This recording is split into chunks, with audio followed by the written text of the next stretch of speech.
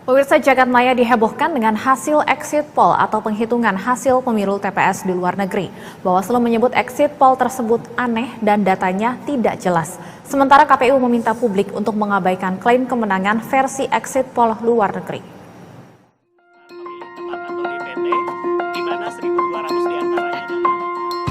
Jagat maya dihebohkan dengan munculnya hasil exit poll atau penghitungan suara pemilu yang dilakukan sejumlah WNI di TPS luar negeri. Exit poll ini muncul usai sejumlah WNI melakukan pemungutan suara awal atau early voting, seperti di negara-negara Timur Tengah, Amerika Serikat, Australia, hingga Jepang. Menanggapi kehebohan hasil exit poll ini, Ketua Bawaslu Rahmat Bagja menyebut exit poll yang viral tersebut aneh, sebab tidak jelas sumber data yang ada pada exit poll, apakah dari hasil pemungutan suara atau prediksi para pemilih. Nggak ada, Mas, itu aneh itu. Exit poll ini berdasarkan penghitungan atau berdasarkan prediksi? Kalau prediksi silakan saja tanya kepada masyarakat yang memilih. Itu hak-hak mereka, teman-teman punya metode tersendiri tentang itu. Tapi penghitungan itu belum dimulai pada saat ini. Di seluruh dunia, ya, di seluruh dunia ini, di seluruh warga negara Indonesia, itu tidak ada yang kemudian teman-teman PPLN melakukan penghitungan lebih dahulu. Pada saat tidak ada. Senada dengan Bawaslu, KPU juga menegaskan jika penghitungan suara TPS di luar negeri belum dilakukan meski WNI telah mencoblos. KPU pun meminta masyarakat mengabaikan hasil exit poll itu. Penghitungan suara, pemungutan suara di luar negeri, apapun metodenya, baik POS, KSK maupun TPS, penghitungan suaranya bersamaan dengan penghitungan suara pemilu di dalam negeri. Dengan demikian, kalau ada orang atau siapapun mempublikasikan ini hasil perolehan suara di Hong Kong, di Kuala Lumpur, di Sydney, di Jeddah misalkan ya, itu harus diabaikan karena penghitungan suaranya belum dimulai.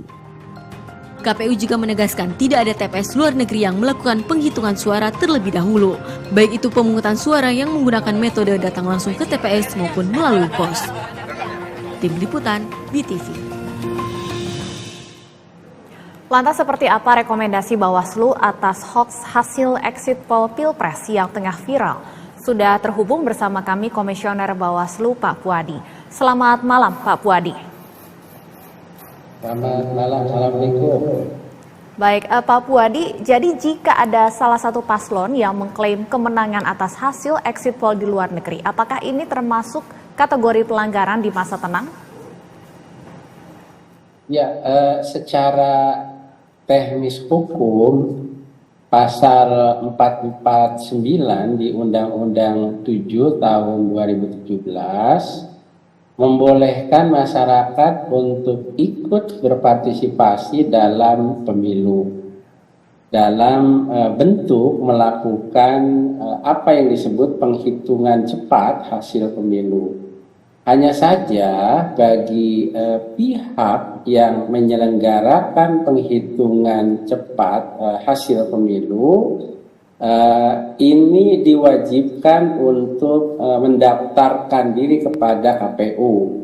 Paling lambat itu 30 hari sebelum hari pemungutan suara.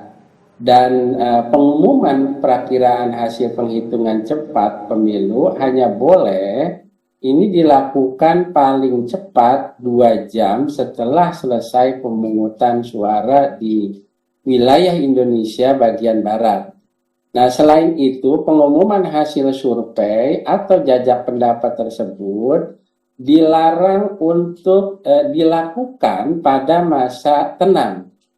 Nah, pelanggaran terhadap ketentuan tersebut merupakan tindak pidana sebagaimana dimaksud di Undang-Undang 7 tahun 2017 pasal 509, yakni setiap orang yang mengumumkan hasil survei atau jajak pendapat tentang pemilu dalam masa tenang sebagaimana dimaksud dalam pasal 449 ayat 2 itu dipidana dengan pidana kurungan paling lama 1 tahun dan denda paling banyak 12 juta rupiah.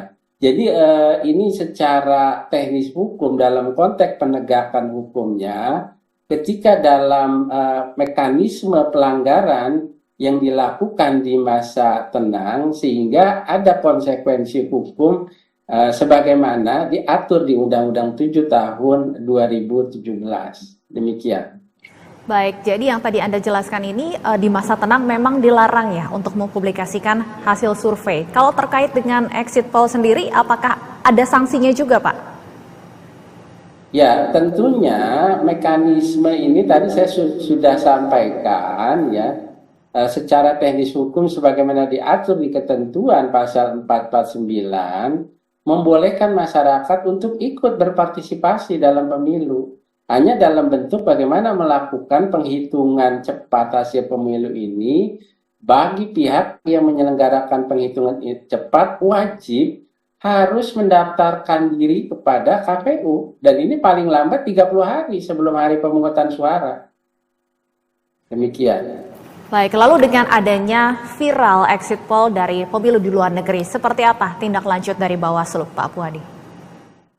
Jika merujuk kepada ketentuan pasal 449, junto pasal 509 di Undang-Undang 7 tahun 2017, dan dihubungkan dengan fakta yang terjadi di lapangan berupa adanya lembaga atau kelompok masyarakat yang tidak terdaftar di KPU dan mengumumkan hasil penghitungan cepat pemilu di masa tenang, nah atau sebab ini dalam masa tenang, maka perbuatan tersebut oleh Undang-Undang Pemilu ini dikualifikasi sebagai tindak pidana.